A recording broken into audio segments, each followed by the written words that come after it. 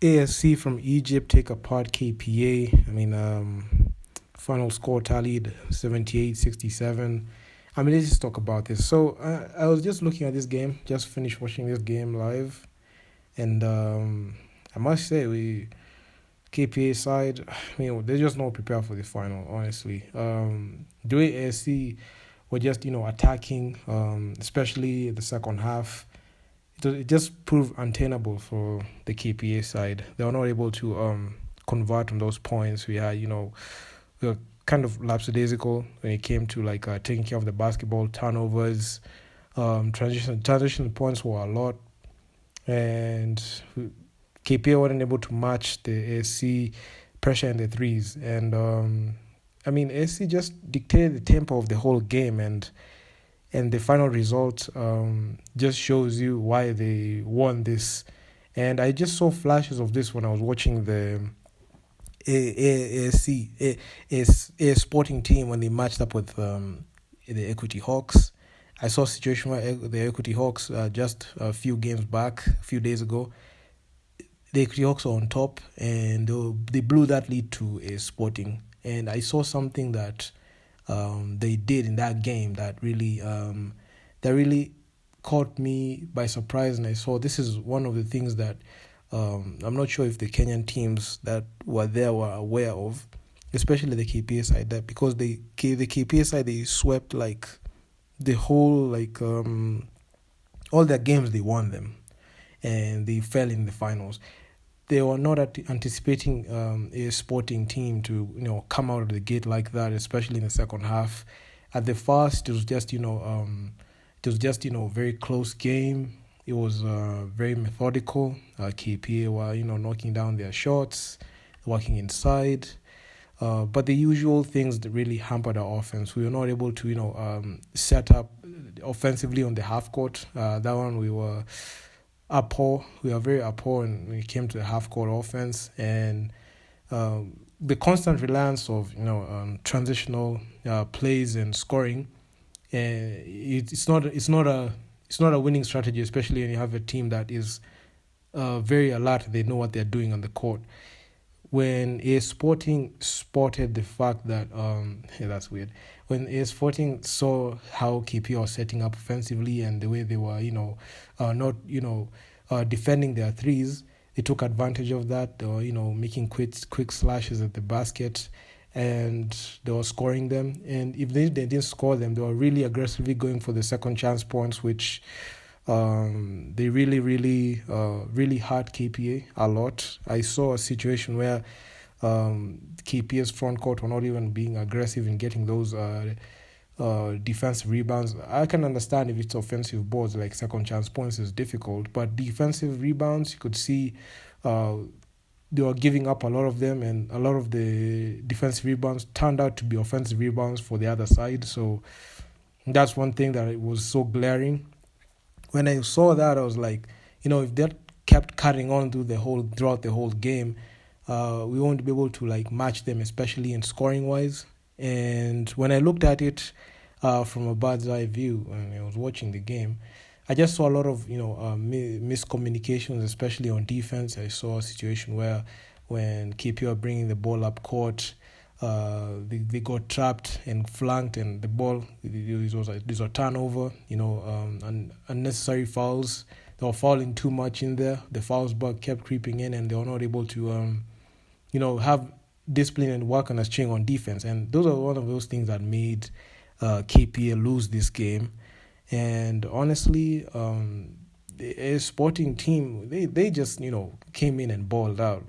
The problem is KPA weren't able to, match that intensity. I feel like, the constant winning, they were not able to adjust their game. They believe that they didn't have to change anything. They just stuck to one method that worked.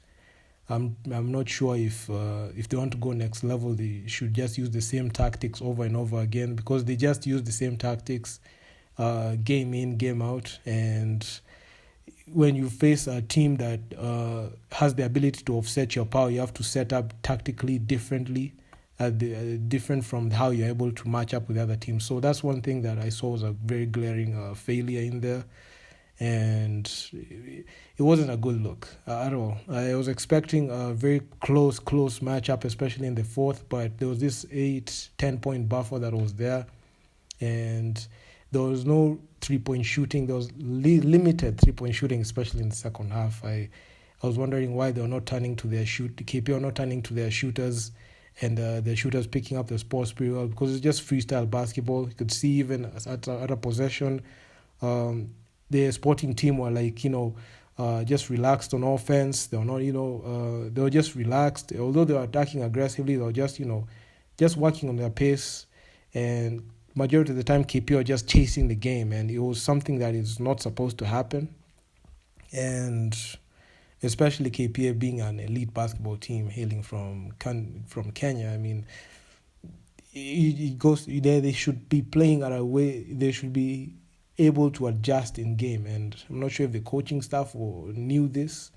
I believe KPA should have at least watched the game where Egypt matched up with the Sporting a few days ago, so that I can be able to try to see and mark the players, so that I can see like how they match up. But unfortunately, that didn't. I'm not sure if that happened, because if it did, they would have set up differently.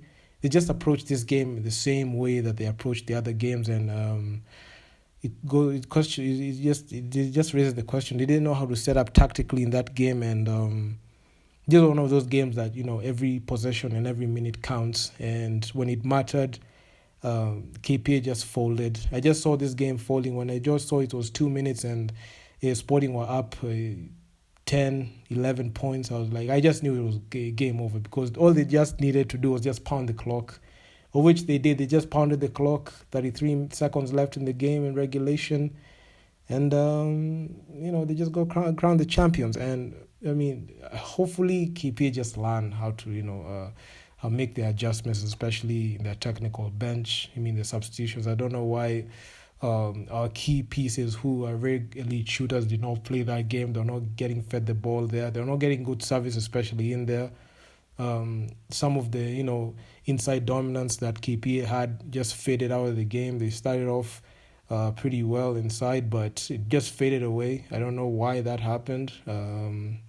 Why is it that they didn't put in the players that were supposed to be able to be reliable to cut the deficit? I'm not sure why they did that, but it is what it is. And hopefully the KPA Dockers just learn from this and they're able to move and progress in a progressive manner, so that they can be able to challenge again. And considering the fact that they are elite, I expect them to make a few tweaks, not a lot of tweaks, but a few tweaks in how their offense is set up. Not even the players they have are very good in there, but they just have to change a bit their strategy when they're matching up a team that has the ability to offset them, and not being rigid and sticking to one method that works. They needed to at least tweak up their offense to make sure that they're able to get their spots, get their shooters on in the game. So so as Sporting are the new Zone 5 Club Cup champions of 2022. And full credit to them. They came in, they balled out, they took apart the Equity Hawks in a clutch game, which Equity Hawks blew their lead. And right now, they are just crowned the champions. And it's just a good feeling to see, good teams, play together and, match out together. So, it's pretty good. And if you guys like the video, make sure to leave your feedback down in the comments, what you think. And I'm out. Peace.